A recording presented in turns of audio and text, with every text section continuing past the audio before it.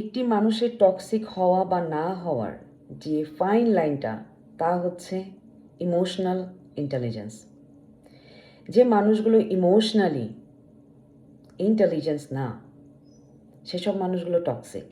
সেসব মানুষগুলো সামনের মানুষটির ভেতরে কি চলছে তা কখনো ফিল করতে পারে না।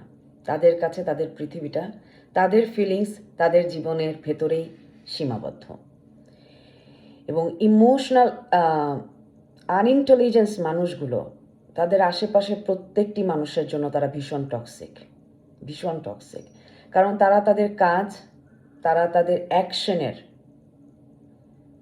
ফলাফল বুঝতে পারছে না। কারণ আমাদের অ্যাকশন যদি ভালো হয়, আমাদের ফলাফল ভালো হবে।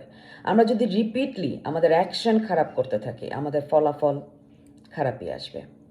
এবং আপনি যখন ইমোশনালি ইন্টেলিজেন্স হবেন, আপনি যখন ইমোশনালি বুদ্ধিমান হবেন, আপনি কখনো কোনো মানুষকে ঘৃণা করতে পারবেন না।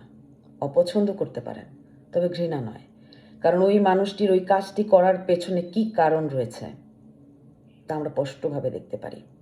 আমরা ইম্প্যাথ, এবং আমরা এই পৃথিবীতে এসেছি টক্সিক মানুষগুলোকে হিল করতে, এবং এটার জন্য সর্বপ্রথমে নিজেকেই হিল করতে হবে।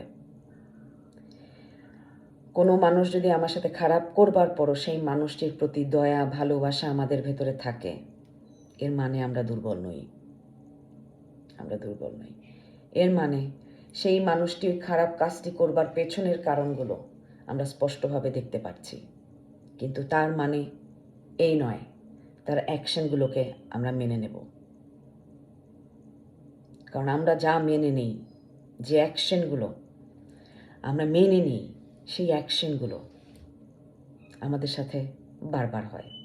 তো ইমোশনালি ইন্টেলিজেন্স যেন থাকে, কিন্তু নিজের ইমোশনটাকে সবার আগে যেন রক্ষা করে চলি।